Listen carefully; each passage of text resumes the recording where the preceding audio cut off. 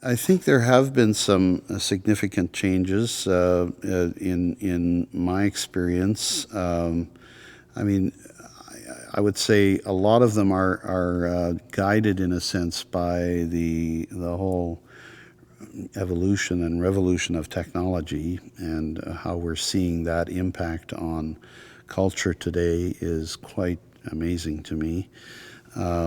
We couldn't imagine when I was growing up the opportunity, for example, to communicate with other people by email or texting, you know. I mean, in those days, it was still, I remember still when our phone was installed at my house when I was 6 or 7 years old. And just to have a party line was an amazing experience, right? And we didn't have television in our home, partly because of my parents' religious background. They didn't feel very strongly about TV until maybe I was 10, 11 or 12.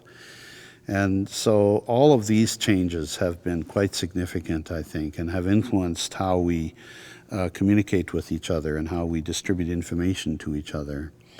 And certainly it's had an impact on, the importance of information being true and verifiable, and being able to credit information for whether it is true or whether there are some errors in it or distortions of facts, because information is so readily available now.